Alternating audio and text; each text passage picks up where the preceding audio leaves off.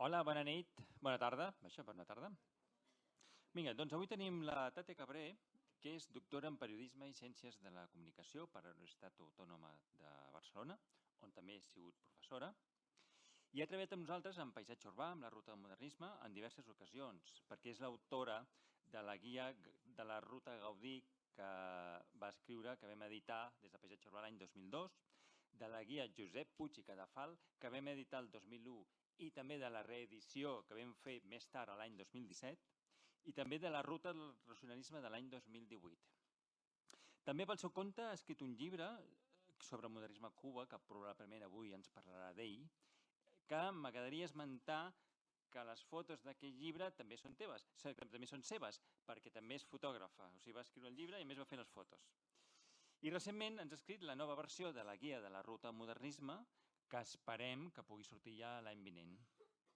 Per tant, avui us deixem amb una persona que és una gran coneixedora del modernisme, ja ho veureu. Vinga, moltes gràcies.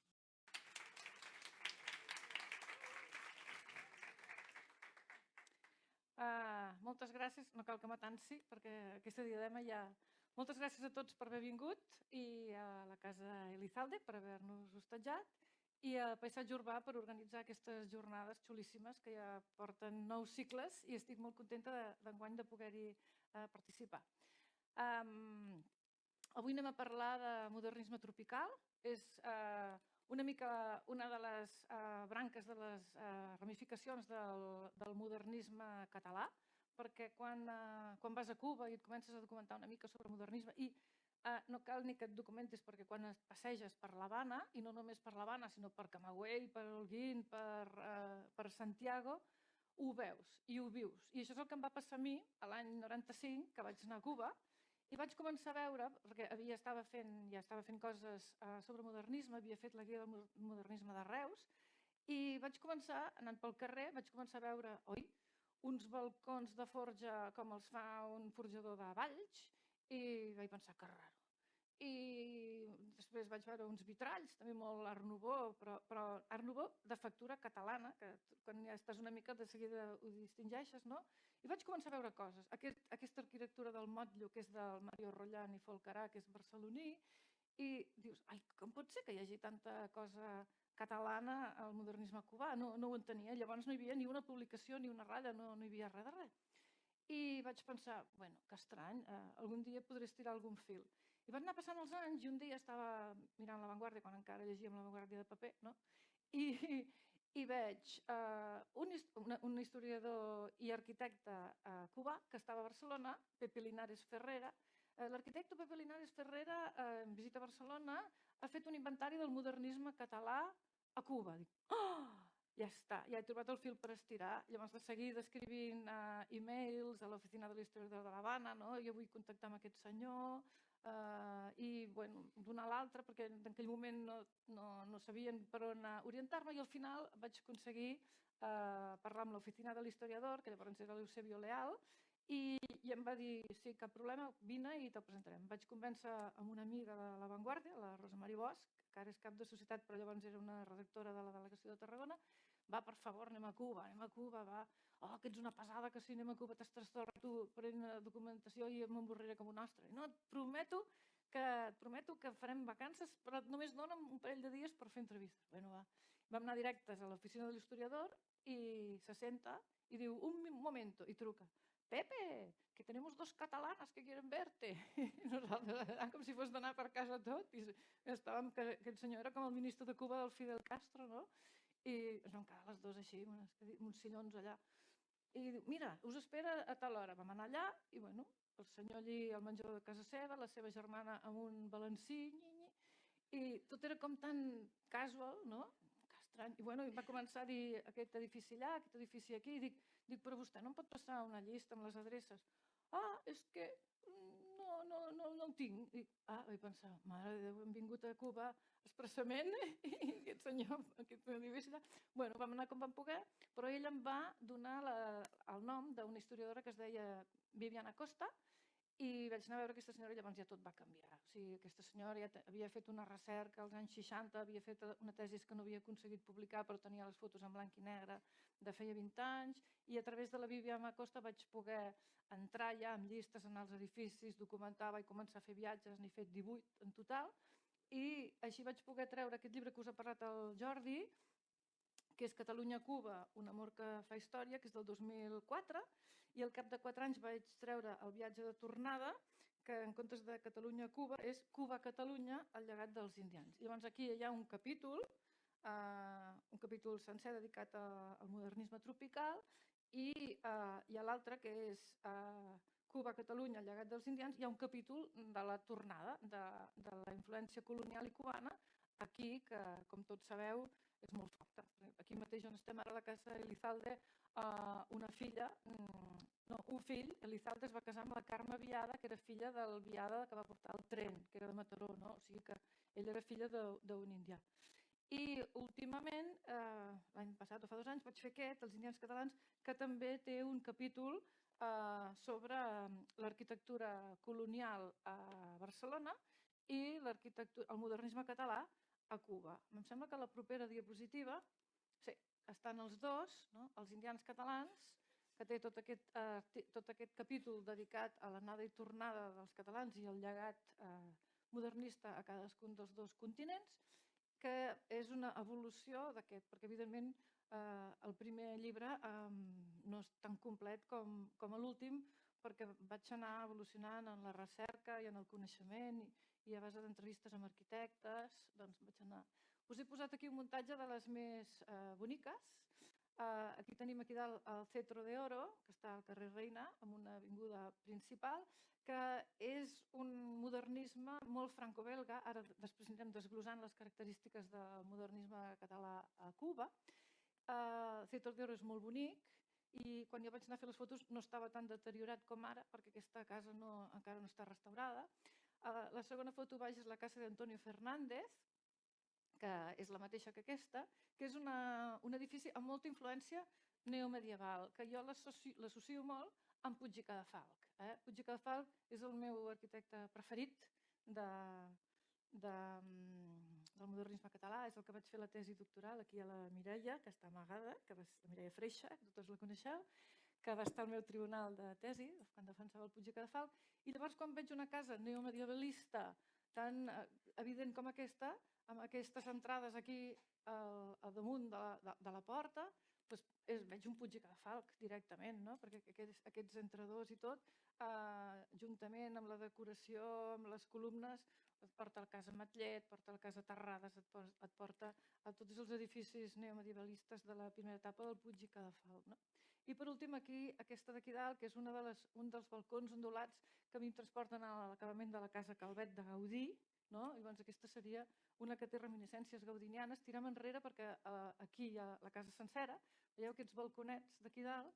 Aquí està cremada la foto, però aquests balconets són els de la següent foto. Epa! Aquí, amb aquest ferro tan bonic, tan treballat, aquesta seria una mica una reminiscència gaudinista. I ara veurem per què ho recalco, el de Gaudí, el de Puig i Cadafalch,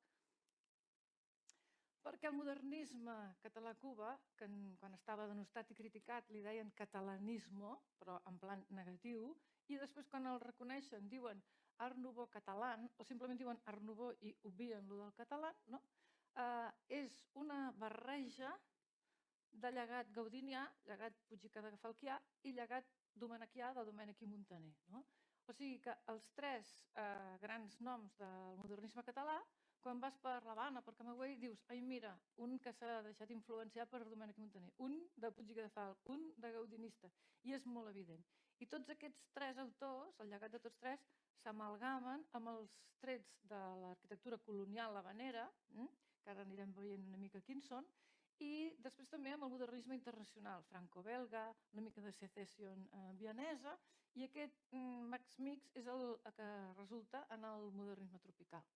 Aquí tenim els jardins de la fàbrica cervesera La Tropical, que són una mica una inspiració en el Parc Güell. Sobretot hi ha un saló, el que he posat aquí, el Saló de l'Ensueño, que ara veurem alguna foto més general, que és com si estiguessis en un Parc Güell. I, de fet, els propietaris de la fàbrica de cerveses eren catalans, el gerent era del Vendrell, està tot al costat del cabaret Tropicana, i és molt, molt un Parc Güell en petit. No? I aquí tenim el carrer Obispo, que és el superbonic carrer que uneix la Plaza Vieja amb el Capitoli, on hi havia un munt d'establiments catalans que li deien la calle de los catalanes, i de fet abans es deia carrer de Pi Margall, no? On hi havia una sabateria que ha conservat tot el frontó, els ferros, on antigament hi havia vitralls però s'han perdut, les portes també tenen una fusteria molt bonica, i ha conservat molt totes les inscripcions. I en alguns diaris antics he vist anuncis que també eren modernistes. No?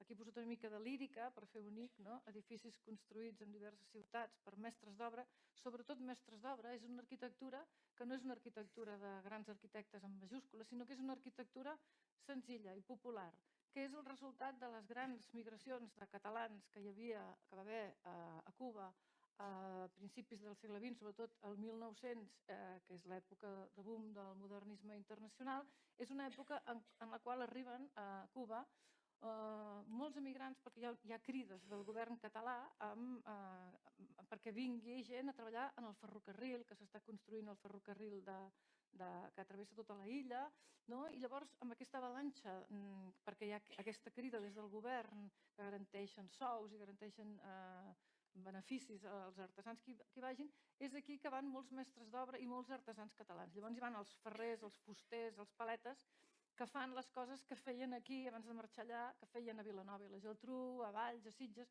i per això quan et passeges dius, ui, però si aquests balcons estan a Valls, que jo els he vist, o si aquest estucat està a Vilanova i la Geltrú, que l'he vist, no? Tota aquesta rocalla, ups, que ràpid baix, a veure, upa, aquí. Aquesta rocalla és molt d'aquí, de principis del segle, dels testos grossos, dels jardins, dels parcs, en fi. Llavors, una mica la història, la cronologia d'aquest moviment, és que al principi, fins als anys 60, hi ha aquest arquitecte que es diu Joaquín Valls, que és com si diguéssim el capitoste de la teoria arquitectònica i de la història de l'art, perquè va fer llibres que són canònics, era professor a l'Escola d'Arquitectura a l'Havana, i el Joaquín Valls havia estudiat als Estats Units. I llavors, quan va venir als anys 20, es va instal·lar com a arquitecte a l'Havana, doncs ell portava l'Art Deco, portava el racionalisme dels Estats Units, portava la gran arquitectura, i llavors tot aquest estil de rocalla, d'ornaments amb estuc a les façanes, de l'arquitectura del motllo que feien els catalans allà, ho considerava estil de pobres, no estava reconegut, no ho va considerar una branca de l'Art Nouveau que arribava a Cuba, sinó que va considerar estilo de barberia, li deia ell, estilo de barberia. Llavors, arran de tota aquesta mala crítica, van sortir intel·lectuals que s'hi enganxaven, una mica com va passar aquí amb el modernisme, que també va haver una època que l'Eugeni d'Ors volia que s'enderroqués el Palau de la Música, que deia que eren com uns ous ferrats, i que tota aquesta crítica que va haver aquí durant el noucentisme, doncs a Cuba va tenir l'equivalent una mica més tard, i parlaven d'enmadejamiento de cases, estilo de barberia, i hi ha un munt de parrafades recopilades de grans autors i fins i tot de literats que critiquen el catalanisme, li deien el catalanisme, no?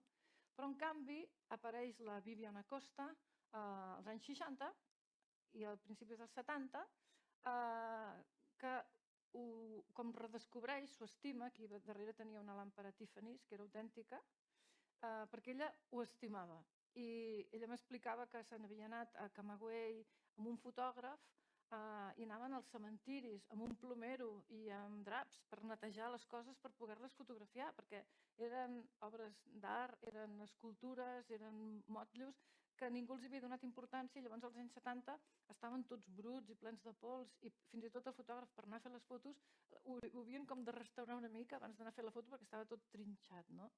I llavors aquesta senyora va fer la seva tesis de grado en un moment que es començava a reivindicar una mica, que va ser quan el Joaquín Valls va com canviar de xip, i llavors va reivindicar-ho al final de la seva vida.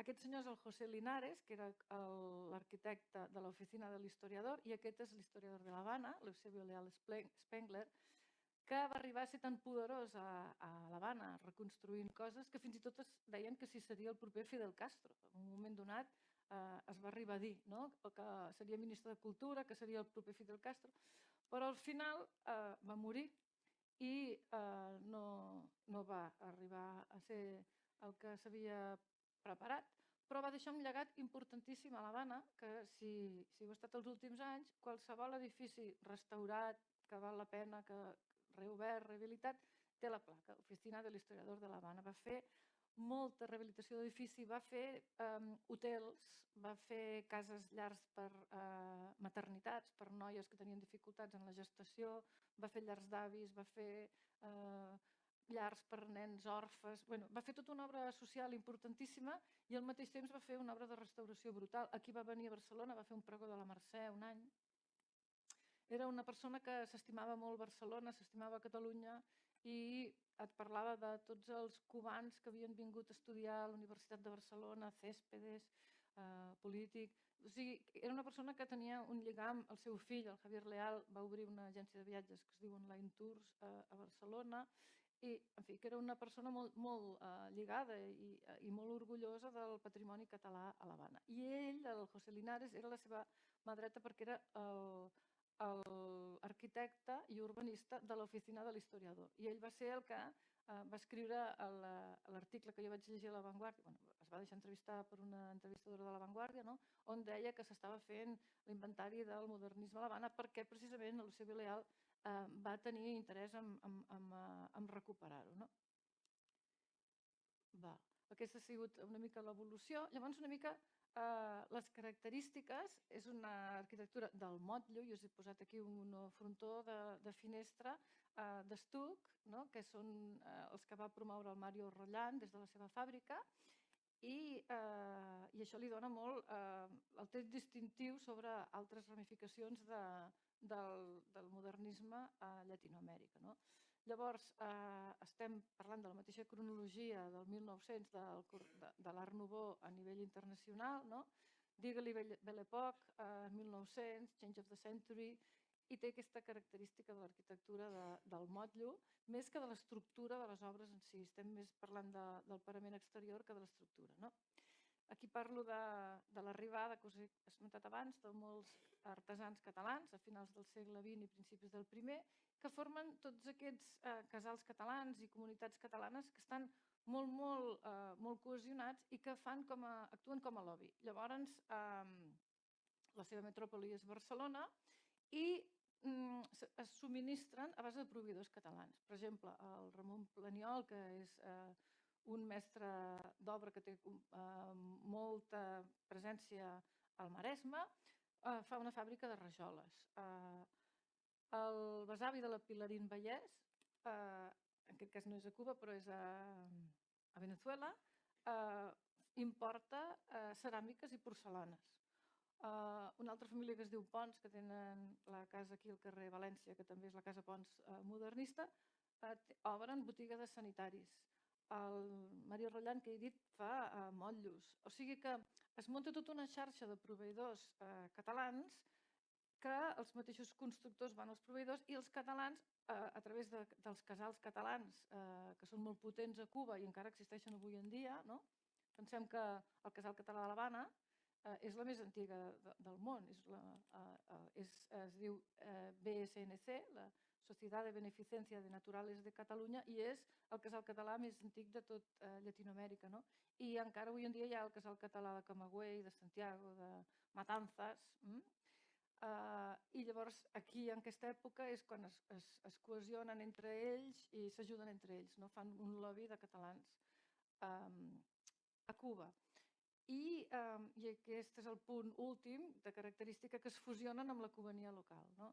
Detalls i símbols catalans que veiem a l'exterior de les cases i sobretot molt de trencadís, símbols catalans amb el trencadís, amb els vitralls també n'hi ha, amb rocalla, amb motllo. I l'exemple és els Talleres de Fundició de Cemento, que és un nom molt curiós, que ara veurem en un anunci a la premsa.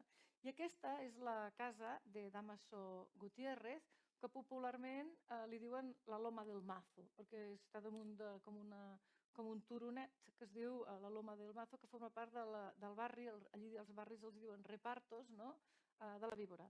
I és molt bonica perquè en aquests capitells hi ha els 3 estadis de la vida. Hi ha un nen petit, una senyora, una noia i un senyor gran. Hi ha els 3 estadis de la vida i després té aquestes escalinates, no? Una mica Parc Güell, oi que recorden el Parc Güell? Que aquí és on hi ha el petit estany que goteja sempre, aquí hi ha l'escut de Catalunya i aquí hi ha el drac, no? Llavors hi ha la pujada i la baixada, com les del Parc Güell. I després tenen totes aquestes baranes tan boniques, en plan molt senyorial, la Loma del Mazo. Aquesta encara està en peu i encara es pot fotografiar perquè està bastant ben restaurada. Aquesta és la fundició de cement que us deia, no? Fundició de cemento, com si fos fundició de metall però amb ciment, no? És molt graciós aquest nom, sembla un oxímoron, no? Fundició de cemento és com un oxímoron, em fa molta gràcia a mi. I és un anunci perquè el Mario Rollán, que era originari del barri de la Ribera, de Santa Maria del Mar, el Mario Rollán va aprendre a l'Escola d'Arts i Oficis de la Llotja a Barcelona escultura. I quan ja tenia una bona formació acadèmica i era bo, va estar als Estats Units. Es va casar, va enviudar i en un viatge als Estats Units va conèixer amb una de Frank, una neboda del Domènec Sugranyes, la mà dreta de Gaudí. I llavors amb aquesta segona esposa es van instal·lar a l'Havana. I a l'Havana va ser molt prolífic. I tenia molta insistència, que era el seu acert, en el màrqueting. Feia molts anuncis, hi ha molts anuncis del Mario Rollán. I gràcies a aquests anuncis coneixem molt totes les diverses branques de la seva activitat, no? Que anava des d'arquitectura popular a nivell de trencadís i de rocalla fins a motllos que veiem que es repeteixen per tota la illa. Aquest mateix motllo, que és un basament de columna, el veus a Cienfuegos, el veus a Pinar del Río, el veus per tota la illa. Aquí està pintat, com els agrada molt a tot el Carib, pintar les coses de colors, no? I tant el pots veure així amb granates com el pots veure amb turqueses, combinat amb blanc, tipus Nova Orleans, als Estats Units, no? A Florida, que tot va d'aquests colors tan forts contrastats amb blanc, tipus del Carib, no? I aquesta és una porta amb el cop de fuet, típic de l'Art Nouveau, amb el cop de fuet, que és de Pinar del Río, o sigui que és a la part més septentrional de la illa, just davant de Mèxic, però en canvi la mateixa porta també l'he vist a l'altra punta, a Santiago, amb el mateix cop de fuet, no? I aquests serien exemples de l'arquitectura del motllo característic, que és el més distintiu del modernisme cubà. Llavors, una mica el que us deia, el llegat per diferents arquitectes, aquest seria el llegat de Puig i Cadafalch, que és aquest neomedievalisme, neogòtic, que fa molt Casa de les Punxes, Casa Matller, no? Amb aquest ferro forjat tan bonic. Tot ho trobo un conjunt molt Puig i Cadafalchià. Concretament és la casa que heu vist a una de les primeres fotografies, que té aquell cotxe, no? Aquell cotxe que allà els diuen els balones o pinos, i que està al carrer Aguacate, a l'Havana Vieja, al costat del carrer que hem dit abans, del carrer Obispo. Aquesta, en canvi, seria una casa més de l'estil de Domènech i Montaner, amb aquesta típica combinació de rajola, de totxo típic del modernisme de Barcelona, combinat amb aquests paraments preciosos de fulles de can, no? Un coronament típic del nostre modernisme, no? Per embellir les cases amb aquests òculs, val? I sobretot les obertures, balcons, aquí en el seu moment van haver vitralls que s'han perdut, no? Però en el seu conjunt podria ser una de les cases de Domènech i Montaner a l'Eixample, no? La Casa La Madrid, la Casa Tomàs, amb aquestes combinacions. Aquí li faltaria una mica de riquesa ornamental perquè no hi ha ceràmica com les de Domènech i Montaner, però és una imitació a nivell popular. Aquesta casa forma part d'un conjunt que li diuen les Casites Bosch, perquè el propietari es deia Joaquim Bosch. Són del 1908, o sigui que en ple moment de l'esplendor del modernisme, i aquest és un exemple de casa d'estil Domènech i Montaner. i hem dit Puig i Cadafalch, Domènech i Montaner, i ara diem influència de Gaudí. Aquests són els jardins de la fàbrica cervesera Tropical, el que queda d'ells, perquè en aquest moment està molt deteriorat. Aquí, en aquesta torre Mirador, hi havia una cúpula de ciment feta pel Mario Roldán, i els dissenys aquí teniu el Salón de l'Ensueño, és molt Parc Güell, no? Seria una mini sala hipòstila, i en comptes dels florons del Jujol, aquí tenim aquestes espècies d'estrelles marines de motllo de ciment, amb columnes de rocalla, no? O sigui, no és, evidentment, un Gaudí, és inspirat en Gaudí, és molt gaudinià. I aquest jardinista, que es deia Ramon Magrinyà, era de Reus, vivia dintre del complex dels jardins de la Tropical, perquè són molt grans, aquests jardins. És una fàbrica cervesera que està al costat del riu, al mateix reparto on hi ha el cabaret Tropicana, i aquest típic parc que volia ser com el Parc Güell de l'Havana, i anaven la gent a passejar els diumenges a la tarda, tenien cervesa gratis, hi havia uns grans camions que donaven cervesa gratis, i era com si estiguessis a Barcelona i anessis al Parc Güell, doncs allà anaves a la Tropical, no? I a passar el diumenge. I entremig de tots aquests elements, que n'hi ha molts, hi ha fonts, hi ha llacs, hi ha el Salón de l'Ensueño, hi ha molts diferents elements, entremig de tots aquests elements hi havia una caseta de fusta d'estil alpí on hi vivia el Ramon Magrinyà. Jo encara l'havia vist i l'havia fotografiat, però ara els últims anys que he anat ja no està, desaparegut. Clar, en la situació precària que està ara Cuba en general, amb els talls d'electricitat i l'escassetat de recursos, el modernisme es veu molt afectat, no? Llavors, a vegades no s'arriba perquè no es pugui perdre l'element. Aquí hi ha els típics taburets en forma de rovelló, que aquí hi havia moltes ermites, no? Jo me'n recordo quan era petita que amb unes germanetes de la Caritat hi havia un jardí que hi havia dels rovellons en forma de tauleta i de tamborets, no? Aquí una de les grutes, de les moltes grutes que hi ha a la Tropical. Després hi havia aquestes estructures de ferro per on s'hi emparraven les enredaderes, igual que els arcs parabòlics que hi ha al Parc Güell, i els sostres de relleu. Aquí hi hem posat una fusta, que antigament hi havia un joc de vitralls i penjava un fanal. I aquest estil gaudinià, el Mario Roldán, que aquí el teniu al peu del canó, fent... aquí el teniu fent d'escultor, que és la seva formació que tenia. Aquest és el Mario Roldán, amb una casa que es diu la Masia de l'Empordà, i fa aquests bancs de trencadís que els he posat una mica com una inspiració amb Antoni Gaudí al Parc Güell. És un trencadís molt ben fet, encara dura i no està restaurat. La Masia de l'Empordà ara és un col·legi de pàrvols, que allí els diuen els pioneritos, de pioneros, i encara conserva aquest mosaic romà al terra, amb aquest trencadís verd, i encara conserva una placa on hi posa Masia l'Empordà, i està en aquest barri perifèric que és la Víbora.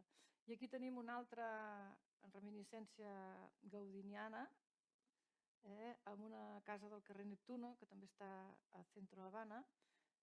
Aquesta està molt deteriorada, ja ho veieu, però encara es veuen aquestes boniques formes de ferradura. Aquí tenim el Mario Roldán amb dos dels seus fills. Va tenir una família nombrosa i aquest nen petit és el Mario Roldán Júnior, que va morir fa molt poc, i tenen una germana que encara està viva. I aquesta és la Masia a l'Empordà. Masia Empordà, encara es veu que és l'escola que deia, escola primària. Els bancs, aquí els veieu, els bancs de trencadís. I dintre és tot de trencadís, el rambador, sembla que estigués entrant en una casa d'aquí, del Maresme o de l'Eixample. I veieu aquí unes formes de ferradura, o sigui, és una mica un mix, perquè ell no era arquitecte, no? Llavors es valia de mestres d'obra, el que allà en diuen els firmones. Són arquitectes que cedeixen la firma a mestres d'obra perquè puguin tenir els permisos de construcció, no? De fet, la fi del modernisme a l'Havana, un dels motius que s'acaba el modernisme català a l'Havana, és perquè entra una llei, el 1918, que s'acaba amb el tema dels firmones. Ja es prohibeix I clar, llavors els mestres de casa ja no poden seguir fent cases modernistes catalanes, ho han de fer els arquitectes i els arquitectes no volen fer per tot aquest món pejoratiu que hi ha contra el catalanisme. No? Aquí hi ha una mica més de publicitat del Mario Rollan amb una fira que participava, que té aquestes glorietes típiques que es fan servir a les fires i a les exposicions internacionals. Aquesta concretament és una exposició del 1911, on es veu que ell era molt versàtil. I llavors aquest banc, per exemple, sembla el mateix motllo que ha fet servir pels bancs de trencadís de la Tropical, no? Amb una altra aplicació. Aquí tenim uns arcs que semblen parabòlics gaudinians sense arribar-ho a ser. I aquesta és la torre original de quan encara tenia la glorieta amb la cúpula de ciment armat, que després es va perdre, no? Quan encara tota aquesta rocalla estava molt més sencera que avui en dia. Veiem el Salón de l'Ensueño, quan encara li pengen llums de l'interior de les estrelles. Llavors hem parlat que el llegat dels grans arquitectes d'aquí es junta amb característiques de l'art colonial. I una de les característiques de l'art habanero són aquestes portes que tenen a damunt una semicircunferència amb vitrall, que estan a tots els patis de columnes que hi ha a l'interior de les cases, en tota la illa, des de l'est fins a l'oest. Llavors hi havia una perfumeria de catalans que es deia Cruselles i companyia, que era molt potent a la illa, i tenien aquesta era la casa al centre, que té aquest modernisme una mica eclèctic, no? Que ja veiem que hi ha elements que no són gens modernistes, que són més eclèctics, però en canvi sí que als lobbies i a dintre hi ha molt de trencadís i molt de vitrall, i llavors està catalogada com a modernista. Està feta per aquest arquitecte, Alberto de Castro, i per un nebot de la família que es deia Albert Cruselles, que era arquitecte i que va col·laborar. Aquesta està molt ben restaurada i molt ben conservada. I aquesta família eren els distribuïdors a Cuba del Palmolive, el Palmolive americà, i llavors van fer molts diners i van muntar fàbrica de sabons. I tenien una botiga, també al carrer Obispo, que tenia aquests vitralls que es fusionen a l'art nouveau amb l'art colonial, dels quals se'n conserva un en una de les oficines de l'historiador de l'Havana, que si us fixeu és aquest d'aquí, Cruselles i companyia. Aquí diu perfumeria, Cruselles i companyia. I aquí és la botiga dels sabons. O sigui, tenim la casa, tenim la botiga i tenim el màrqueting. El màrqueting, com veieu, és molt art nouveau. Podria ser una publicitat de xocolates ametller, d'aquestes que feia l'Alfred Mucha, no? O el Penagos, Cruselles i companyia, Hermanos i companyia, Habana. Agua de Colonia, Mercedes, una antepassada que es devia dir Mercè, no? I molt art nouveau. I aquí una altra publicitat amb un d'aquests almanacs. Aquest estava un almanac que era un homenatge al centenari del Diario de la Marina. I aquí és on es veuen les instal·lacions de la fàbrica, els comptables com parlen, les seves instal·lacions. La fàbrica, Cruselles, amb un tanc d'aigua, una xemeneia, fàbrica Cruselles. Un altre anunci, que aquest no és modernista, és premodernista, però va fer molta gràcia allò del jabón de flor de manzano. I llavors aquí us volia explicar una anècdota que no és modernista, però parlant dels Cruselles és molt divertit. Es van inventar als Cruselles un tipus de publicitat molt divertit, que és que tu quan obries una pastilla de sabó, que es deia jabón El Candado, et tocava una casa. I clar, la gent anaven bojos comprant sabó perquè els toqués una casa. És molt bèstia, no? Com l'1, 2, 3, un apartamento en Torrevieja, Alicante. Us en recordeu? Doncs el mateix, no? I llavors vas per Cuba i de cop veus una casa. Villa El Candado. Dius, mira, els Cruselles, no? I vas per diferents poblacions. Villa El Candado. Villa El Candado. I n'hi ha moltes, moltes. I són així petitones, però quan feien la publicitat als diaris posaven la planta de la caseta, habitació, i clar, la gent somiaven. Em tocarà una casa i vinga a comprar pastilles de sabó, com els de la Willy Wonka i la fàbrica de xocolata, i vinga a comprar pastilles de xocolata, doncs el mateix amb el sabó. I els hi va sortir bé per aquest motiu, no? Vas i encara en queden i la gent li fa il·lusió perquè quan les restauren no borren el candau, encara està el candau aquí, el cadenat. Una anècdota divertida. I els símbols? O sigui, hem dit que era un mix de grans noms del modernisme, Puig i Cadafalch, Gaudí i Domènech i Montaner, amb elements de l'arquitectura colonial, amb elements del modernisme internacional, una mica de Secession, una mica d'Art Nouveau i símbols catalans. I, per exemple, aquests són uns vitralls que vaig fer en un palau a Cienfuegos, uns amb groc i els altres amb vermell. El de vermell no vaig poder fer des de fora i clar, llavors no hi ha tant d'efecte de llum, però és el vermell i el groc. I aquesta és la masia de l'Empordà, que hem vist abans. I llavors la premsa. Hi havia molts diaris, moltes revistes publicats pels lobbies catalans de les capitals, no? De Santiago, de Camagüey, d'Holguín, de Matanzas. Aquesta és, per exemple, la Nova Catalunya, fundada el 1908, i llavors, clar, la capçalera és modernista, no? Aquí una altra evolució, aquí fixeu-vos una estelada, perquè aquí va bé per recordar l'anècdota de l'estelada que moltes vegades es diu la cubana, no? Perquè l'any 1928, això només no té res a veure amb l'arquitectura, però com que té a veure amb el símbol, no? L'any 28 s'organitzen unes jornades de catalanisme polític a Llatinoamèrica. Llavors Macià viatja, juntament amb Ventura Gasol i uns quants catalanistes, per diferents països on els lobbies catalans han aconseguit recollir diners perquè els puguin visitar. Hi van a Argentina, hi van a Cuba, hi van a l'Havana, hi van a Santiago. I llavors, quan estan a l'Havana, es fa un congrés català on es fusiona la bandera catalana i la bandera cubana. I del resultat surt l'estelada, el triangle blau amb l'estrella de la bandera cubana i les 4 barres catalanes. No? I llavors el resultat és aquest mix que ells a Cuba ja ho feien servir des dels principis del catalanisme polític a Cuba, perquè aquesta és de l'any 1908 i ja el fan servir. No? I llavors, quan hi va a Macià, s'incorpora com a logotip d'aquell congrés on es redacta la primera Constitució catalana, no? De la història, pensant que algun dia es pogués aplicar a Catalunya. I el redactor era el Conangle i Fontanilles, Josep Conangle i Fontanilles de Montblanc, que si visiteu Montblanc hi ha la biblioteca Josep Conangle, que va ser l'artífex el redactor de la Constitució catalana de l'Havana de l'any 28, on oficialment s'oficialitza l'estelada. No?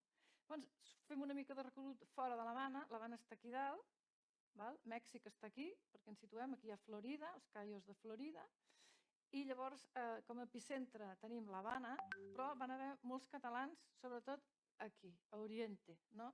Llavors tenim molts edificis a Santiago, sobretot, a Holguín, però sobretot a Santiago, i després a Camagüey, perquè el tren que travessava la illa tenia una estació estratègica a Camagüey. Llavors a Camagüey s'hi van instal·lar moltíssims i a Camagüey encara avui en dia tenen el casal català, hi ha la calle de los catalanes, on hi havia totes les botigues, especialment sabateries de catalans, i a Camagüey és on trobem aquesta mini casa Batlló, feta per un mestre d'obres que es deia Antonio Moya Andreu, l'any 24 ja a les acaballes del modernisme, molt acaballes, i era una fàbrica de sabons. I aquí teniu el coronament, com el dragó de la Casa Batlló, que aquí hi ha la creu tridimensional de Gaudí, però que aquí no hi és, no? I també té la forma de drac, igual que la Casa Batlló, amb l'ull, igual que la Casa Batlló, no? I la creu, però que aquí li falta la creu. Potser en algun moment hi va ser, però ja no hi és. I aquest pòrtic d'aquí que simula la tribuna dels ossos, no? De la Casa Batlló, una mica sui generis, però s'intueix, no? Aquests colors també ens recorden una mica els turqueses de la Casa Batlló. I en un viatge que vam fer amb Òmnium Cultural vam entrar. Hi havia una senyora molt simpàtica, aquestes eren catalanes que venien de viatge, i aquesta senyora molt amable ens va rebre i ens va dir que era descendent del dueño de la fàbrica que havia tingut la fàbrica de sabons Tibidabo. O sigui que no només es feia la casa recordant la Casa Batlló, sinó que a més la marca que ell va triar va ser Tibidabo perquè era un nostàlgic de Camagüey. No?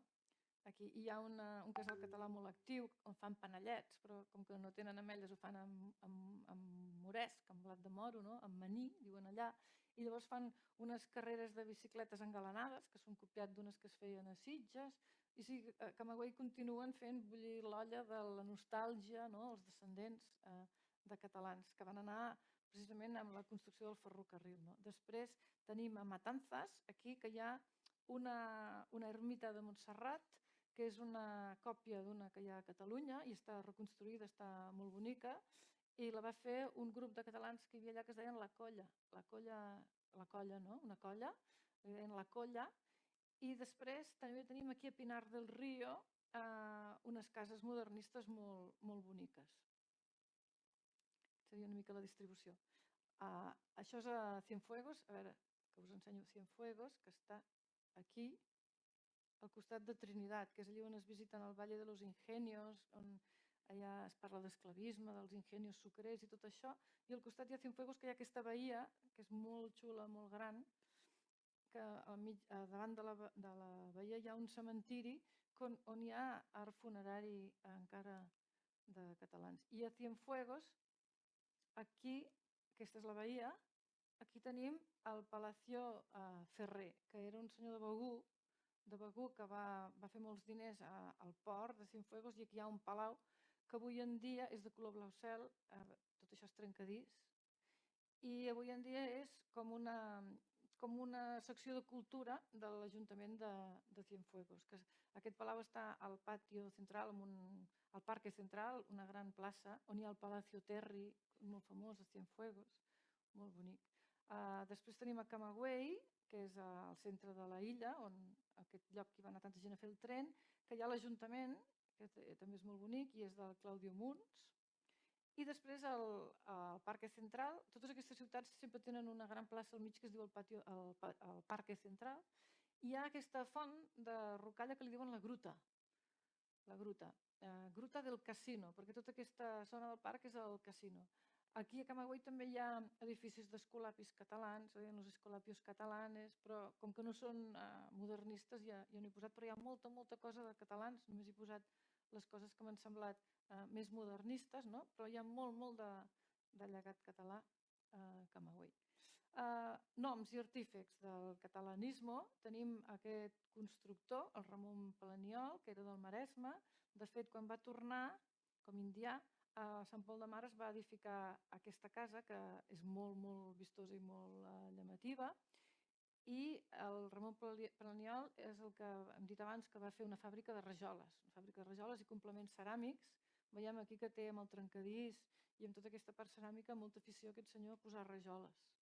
I ell feia servir com a arquitecte a l'Ignasi Mas i Morell, que és el que fa aquest edifici típic de Sitges a la plaça del Cap de la Vila, que li diuen la Casa del Rellotge o la Casa Bartomeu Carbonell. Bartomeu Carbonell és un dels indians importants de Sitges, no? Que s'ajunten i fan un lobby que funden el Vichy català i moltes empreses molt potents. No? Suposo que us situeu, aquesta és la plaça del Cap de la Vila, amb aquest carrer que puja fins a l'Ajuntament de Sitges i aquest que va cap a l'estació del tren. No? Aquest senyor, l'Ignasi Mas i Morell, arquitecte, està durant un període a Cuba fent cases modernistes pel Mas i Morell, i després treballa a Madrid, i aquí a Barcelona porta l'Art Deco, perquè tenim cases Art Deco de l'Ignasi Mas i Morell del 1915. Dius, ostres, tan aviat ja feien Art Deco si es considera l'estil del 1925.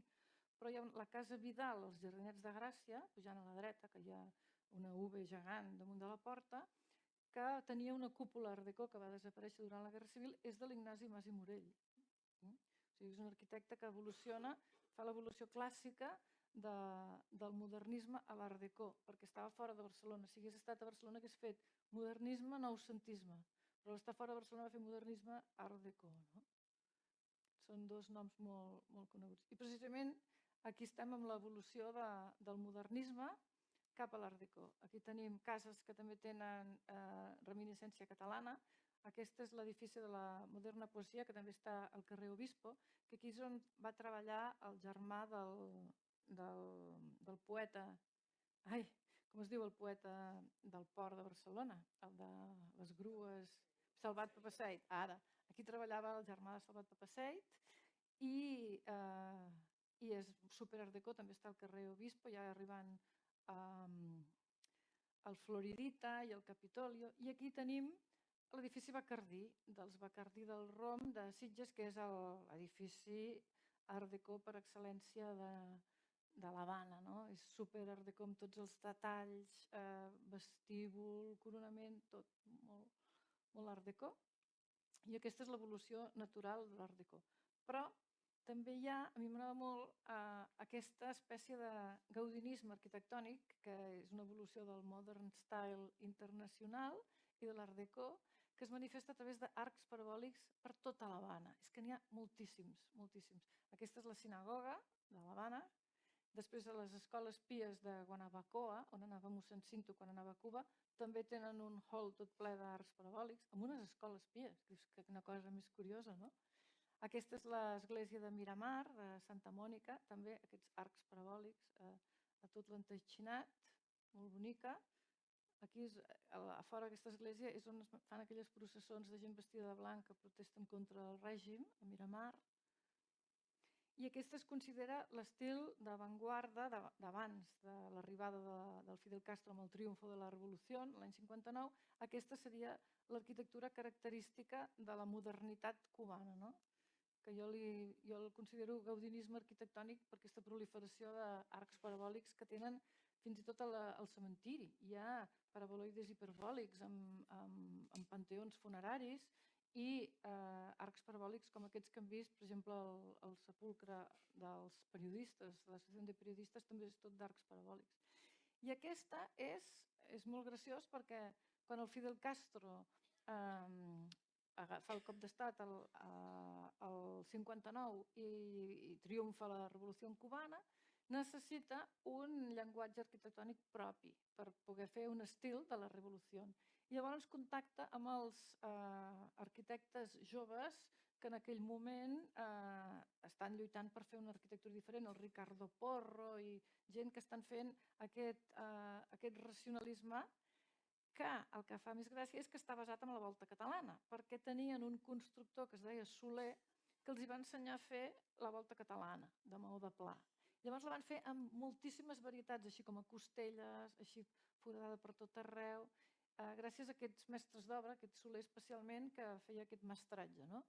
I llavors, igual que va passar amb els joves arquitectes que van crear el GATPAC aquí, quan volien fer com una resposta contra el modernisme i el noucentisme i creen el GATPAC, no? El Josep Llussert i tots els seus companys de generació, l'any 29, doncs el mateix va passar a Cuba, fan la revolució, llavors volen un nou llenguatge arquitectònic que trenqui amb tot aquest llenguatge anterior d'arquitectura internacional, de racionalisme, i agafen aquest llenguatge més càlid del totxo, tan creatiu, que no costa diners, perquè és tot de totxo, no? No costa diners, és molt creatiu i és molt significatiu. I llavors, amb aquest estil creen l'Escola Nacional de Arte, Escuela Nacional de Arte, d'un barri que es diu Cubanacan. I ara se la coneix com les escoles de Cubanacan, que són enormes, si les googlegeu veureu que tenen molts departaments que semblen com iglús,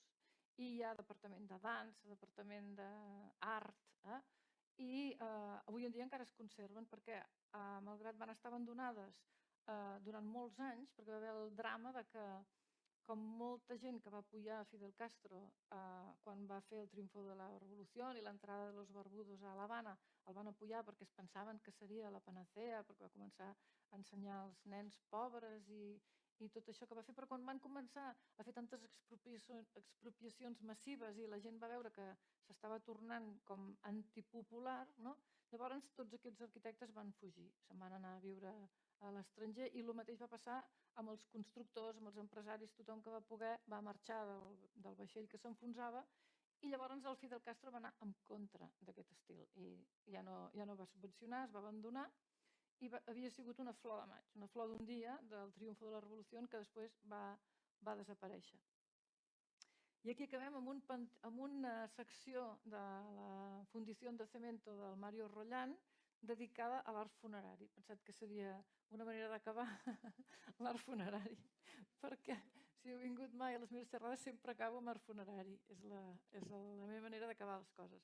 És un petit homenatge que li faig a la Pilar Aymerich, la fotògrafa pionera de la fotografia funerària, de la qual vaig ser ajudant durant molts anys, i vaig agafar aquest costum de l'art funerari, no? I sempre acabo els llibres, tots els meus llibres s'acaben amb art funerari, i les xerrades, i aquí teniu art funerari de segell català a Cuba, a los talleres de fundición de cemento del Mario Rollán. Moltes gràcies per la vostra atenció i la vostra companyia.